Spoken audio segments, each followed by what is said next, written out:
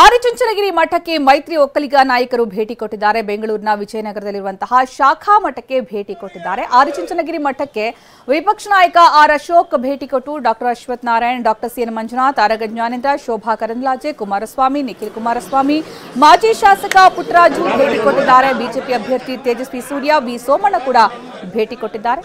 ಇನ್ನು ಸಾಲು ಸಾಲು ಟೆಂಪಲ್ ರನ್ ನೋಡಿದ್ವಿ ನಾಮಪತ್ರ ಸಲ್ಲಿಕೆಯ ಸಂದರ್ಭ. ಇದೀಗ ಮಠಕ್ಕೆ ಭೇಟಿ ಕೊಡುವ ದೃಶ್ಯವನ್ನು ನೋಡ್ತಾ ಇದ್ವಿ. ಒಕ್ಕಲಿಗ ನಾಯಕರು ಬೆಂಗಳೂರಿನ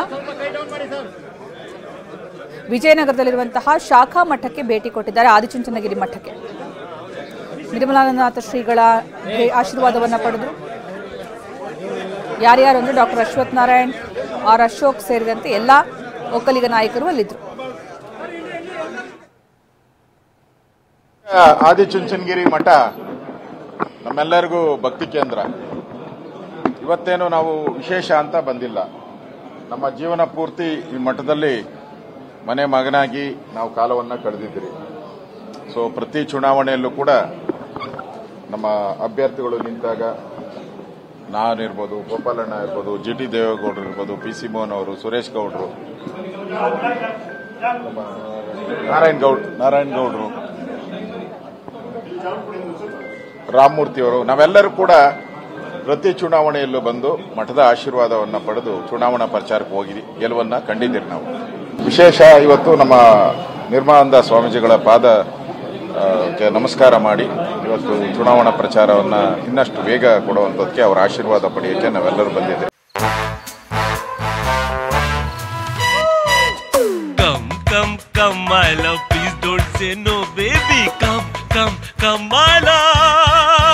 ವಿ-ಗಾರ್ಡ್ ನ air coolers extra large cooling pad ನೊಂದಿಗೆ ಇದು ಎಂತೆಂಥವರನ್ನು ಕೂಲ್ ಆಗಿಸುತ್ತೆ. V Guard air coolers, long lasting cooling. ಈ ಮಠ ಯಾವತ್ತೂ ಕೂಡ ಒಂದು ಜಾತಿಯ ಮಠ ಆಗದೆ ಎಲ್ಲ ಸಮುದಾಯದವರನ್ನು ಒಟ್ಟಿಗೆ ತೆಗೆದುಕೊಂಡು ಹೋಗುವಂತ ಒಂದು ಮಠವಾಗಿ ಇದೆ. ಅದರಿಂದ ಅವರು ಆಶೀರ್ವಾದ ಮಾಡಿದ್ದಾರೆ.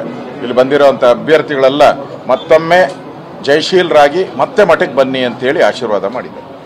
ಎಲ್ಲ ಅಭ್ಯರ್ಥಿಗಳಿಗೂ ಗೆದ್ದು ಮತ್ತೊಮ್ಮೆ ಜಯಶೀಲರಾಗಿ ಇಲ್ಲಿ ಬಂದು ಆಶೀರ್ವಾದ ಪಡೀರಿ ಅಂತ ಆಶೀರ್ವಾದ ಮಾಡಿದ್ದಾರೆ. ಅವರ ಆಶೀರ್ವಾದ ಸಿಕ್ಕಿದ ಮೇಲೆ ಎಲ್ಲರೂ ನಮ್ಮ ಅಭ್ಯರ್ಥಿಗಳೆಲ್ಲರೂ ಗೆಲ್ತಾರೆ ಅನ್ನೋ ವಿಶ್ವಾಸ ನನಗಿದೆ. ಆ ದೃಷ್ಟಿಯಿಂದ ನಾನು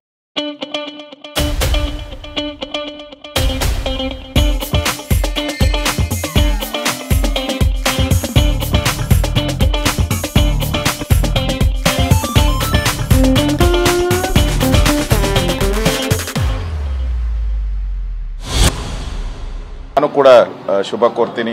ನಮ್ಮ ಪಿಸಿ ಮೋಹನ್ ಅವರಿಗೆ, ತೇಜಸ್ವಿ ಸೂರ್ಯ ಅವರಿಗೆ, ಶೋಭಾ ಕರಂದ್ಲಾಜೆ ಅವರು, ಸುಧಾಕರ್ ಅವರು ಇರ್ಬೋದು, ಡಾಕ್ಟರ್ ಮಂಜುನಾಥ್ ಅವರು, ವಿಶೇಷ ಹೃದಯವಂತ ಡಾಕ್ಟ್ರು, ಕುಮಾರಣ್ಣ ಅವರು, ನಮ್ಮ ಮೈಸೂರು ಒಡೆಯರು ಇರ್ಬೋದು.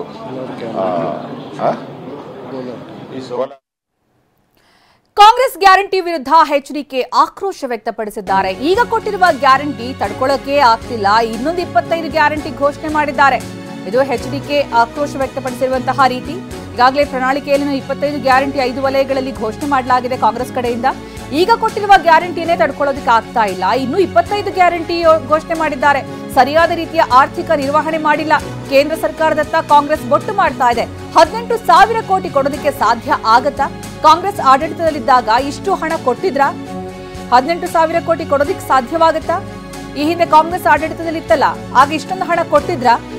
ನಾವು ಸಾಲ ಮನ್ನಾ ಮಾಡಿದಾಗ ನಾವು ಹಣ ಕೇಳ್ತಾ ಇದ್ವಾ? ಇದು ರಾಜ್ಯ ಸರ್ಕಾರದ ವಿರುದ್ಧ ಕುಮಾರಸ್ವಾಮಿ ಕಿಡಿಕಾರಿರುವಂತಹ ರೀತಿ.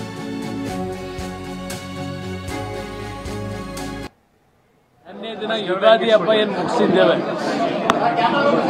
ಈ ವರ್ಷದ ಯುಗಾದಿಯ ಕ್ರೋಧಿ ಸಂವತ್ಸರದ ಮೊದಲನೆಯ ದಿನ ನಮ್ಮ ಭಾರತೀಯ ಜನತಾ ಪಕ್ಷ ಮತ್ತು ಜೆಡಿಎಸ್ನ ಅಭ್ಯರ್ಥಿಗಳೆಲ್ಲ ಮೊದಲನೇ ಹಂತದಲ್ಲಿ 14 ಕ್ಷೇತ್ರದಲ್ಲಿ ಚುನಾವಣೆಗಳಿದೆ. ವರ್ಷದ ಮೊದಲನೇ ದಿನ ಇರತಕ್ಕಂಥ ಈ ಸಂದರ್ಭದಲ್ಲಿ ಪರಮಪೂಜ್ಯ ಸ್ವಾಮೀಜಿಯವರ ದರ್ಶನವನ್ನು ಪಡೆದು ಅವರ ಆಶೀರ್ವಾದವನ್ನು ಪಡೆಯತಕ್ಕಂಥದ್ದಕ್ಕೆ ವಿರೋಧ ಪಕ್ಷದ ನಾಯಕರು, ಮಾಜಿ ಉಪಮುಖ್ಯಮಂತ್ರಿಗಳು ಆದಂಥ ಅಶೋಕ್ ಅವರು, ಮಾಜಿ ಉಪಮುಖ್ಯಮಂತ್ರಿಗಳಾಗಿರ್ತಕ್ಕಂಥ ಅಶ್ವಥ್ ನಾರಾಯಣ್ ಅವರು, ನಮ್ಮ ಕೋರ್ ಕಮಿಟಿ ಅಧ್ಯಕ್ಷರಾಗಿರ್ತಕ್ಕಂಥ GT ದೇವೇಗೌಡರು, ನಾವೆಲ್ಲರೂ ಹಲವಾರು ಶಾಸಕ ಮಿತ್ರರು ಮತ್ತು ಮಾಜಿ ಶಾಸಕರು ನಮ್ಮ ಅಭ್ಯರ್ಥಿಗಳೇನಿದ್ದಾರೆ ಅದು ಬೆಂಗಳೂರು ನಗರದ 4 ಅಭ್ಯರ್ಥಿಗಳು, ಬೆಂಗಳೂರು ಗ್ರಾಮಾಂತರವನ್ನು ಒಳಗೊಂಡಂತೆ ಸಹೋದರಿ ಶೋಭಾ ಕರಂದ್ಲಾಜೆ ಅವರು, PC ಮೋಹನ್ ಅವರು, ತೇಜಸ್ವಿ ಸೂರ್ಯ ಅವರು ಮತ್ತು ಡಾಕ್ಟರ್ ಮಂಜುನಾಥ್ ಅವರು, ಜೊತೆಗೆ ಮೈಸೂರಿನ 2 ಪಕ್ಷಗಳ ಅಭ್ಯರ್ಥಿಗಳಾಗಿರ್ತಕ್ಕಂಥ ಯದುವೀರ್ ಒಡೆಯರ್ ಅವರು, ಕೋಲಾರದ ಮಲ್ಲೇಶ್ ಬಾಬು ಅವರು, ತುಮಕೂರಿನ ಸೋಮಣ್ಣ ಅವರು, ಅಲ್ಲಿಂದ ಮಂಡ್ಯದಿಂದ ನಾನು ಸಹ ಅಭ್ಯರ್ಥಿ ಇದ್ದೇನೆ.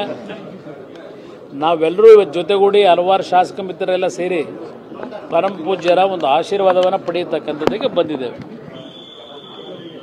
ಏಕೆಂದರೆ ಇವತ್ತು ವರ್ಷದ ಮೊದಲನೇ ದಿನ ಇರತಕ್ಕಂಥ ಸಂದರ್ಭದಲ್ಲಿ ನಮ್ಮ ಗುರುಗಳ ಆಶೀರ್ವಾದವನ್ನು ಪಡೆಯತಕ್ಕಂಥ STRF ಹಣದಲ್ಲಿ 680 ಕೋಟಿ ಹಣವನ್ನ ಕೇಂದ್ರ ಕೊಟ್ಟಿದೆ. ಕೇಂದ್ರ ಸರ್ಕಾರ 2 ಕಂತುಗಳಲ್ಲಿ ರಾಜ್ಯಕ್ಕೆ ಹಣ ಕೊಟ್ಟಿದೆ. ಬೆಂಗಳೂರಲ್ಲಿ ವಿಪಕ್ಷ ನಾಯಕ ಆರ್ ಅಶೋಕ್ ಹೇಳಿಕೆಯನ್ನ ಕೊಟ್ಟಿರೋದು. ಕೇಂದ್ರ ಸರ್ಕಾರ ಹಣ ಕೊಟ್ಟಿಲ್ಲ ಅಂತ ಕಾಂಗ್ರೆಸ್ ಹೇಳ್ತಾ ಇದೆಯಲ್ಲ, 2 ಕಂತುಗಳಲ್ಲಿ ರಾಜ್ಯಕ್ಕೆ ಹಣ ಕೊಟ್ಟಿದೆ. ಆ ಹಣದಲ್ಲೇ ರಾಜ್ಯ 2,000 ಹಣ ಕೊಡ್ತಾ ಇದೆ. ಕೇಂದ್ರದ ಹಣ ಕೊಟ್ಟು ನಾವೇ ಹಣ ಕೊಡ್ತಿದ್ದೀವಿ ಅಂತಿದ್ದಾರೆ ಅಂತ ಬೆಂಗಳೂರಲ್ಲಿ ವಿಪಕ್ಷ ನಾಯಕ ಆರ್ ಅಶೋಕ್ ಹೇಳಿದ್ದಾರೆ.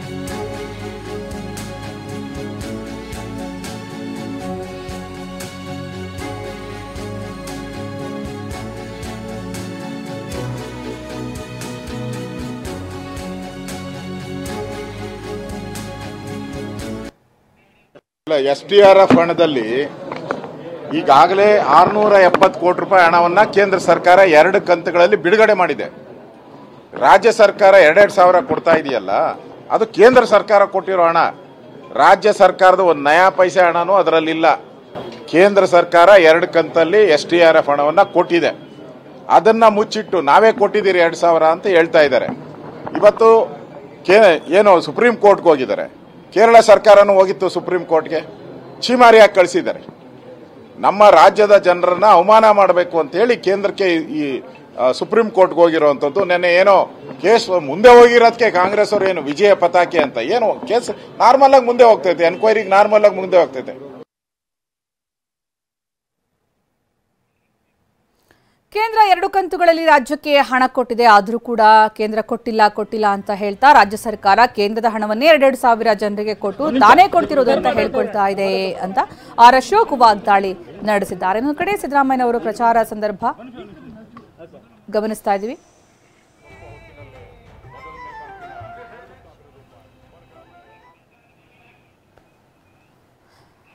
STRF ಹಣದಲ್ಲಿ 680 ಕೋಟಿ ಹಣವನ್ನ ಕೇಂದ್ರ ಕೊಟ್ಟಿದೆ. ಆದರೆ ಇಲ್ಲಿ ಕೇಂದ್ರ ಹಣವೇ ಕೊಟ್ಟಿಲ್ಲ ಅಂತ ರಾಜ್ಯ ಸರ್ಕಾರ ಹೇಳ್ತಾ ಇದೆ.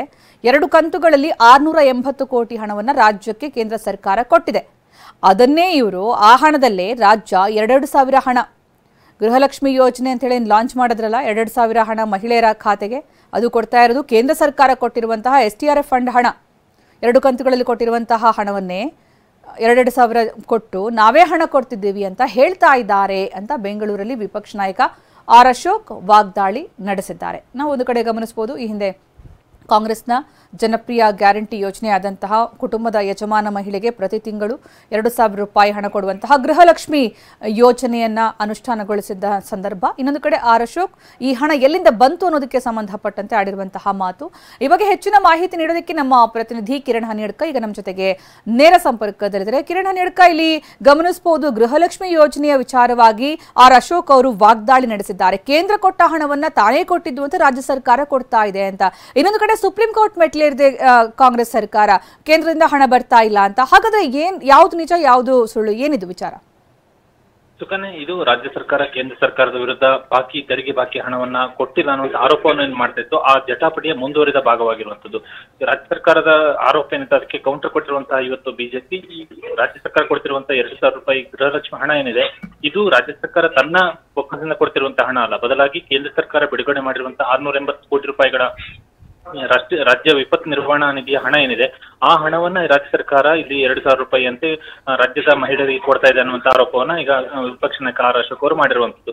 ಇದು ರಾಜ್ಯ ಸರ್ಕಾರ ತನ್ನ ಬೊಕ್ಕಸದಿಂದ ಹಣವನ್ನ ಕೊಡ್ತಲ್ಲ, ಬದಲಾಗಿ ಕೇಂದ್ರ ಸರ್ಕಾರ ಕೊಡ್ತಿರುವಂತಹ ಹಣವನ್ನ ರಾಜ್ಯದಲ್ಲಿ ವಿತರಣೆ ಮಾಡಿ ತಾನು ಹಣ ಕೊಡ್ತಿದೆ ಅನ್ನುವಂತ ಒಂದು ಹೆಗ್ಗಳಿಕೆಯನ್ನು ಪಡೆದುಕೊಳ್ತಾ ಇದೆ ಅನ್ನುವಂತ ಆರೋಪವನ್ನ ಇಲ್ಲಿ ಆರ್ ಅಶೋಕ್ ಅವರು ಮಾಡಿದ್ದಾರೆ. ಇದು ರಾಜ್ಯ ಮತ್ತು ಕೇಂದ್ರ ಸರ್ಕಾರದ ನಡುವಿನ ಹಣ ಬಾಕಿ ಮತ್ತು ತೆರಿಗೆ ಬಾಕಿ ಮತ್ತು ಪರಿಹಾರ ವಿಳಂಬ ಈ ರೀತಿಯ ಆರೋಪಗಳೇನಿತ್ತು, ಆರೋಪ ಪ್ರತ್ಯಾರೋಪಗಳೇನಿತ್ತು ಅದರ ಮುಂದುವರಿದ ಭಾಗವಾಗಿ ಈಗ ರಾಜ್ಯ ಸರ್ಕಾರದ ವಿರುದ್ಧ ಈಗ ವಿಪಕ್ಷ ನಾಯಕ ಅಶೋಕ್ ಹೇಳಿಕೆಯನ್ನು ಕೊಟ್ಟಿರುವಂತಹ ಆ ಮೂಲಕ ಕೇಂದ್ರ ಸರ್ಕಾರದ ವಿರುದ್ಧ ರಾಜ್ಯ ಸರ್ಕಾರ ಮಾಡಿದಂತಹ ಆರೋಪಕ್ಕೆ ಈಗ ರಾಜ್ಯ ಬಿಜೆಪಿ ಕೌಂಟರ್ ಅನ್ನು ಮಾಡಿರುವಂತದ್ದು.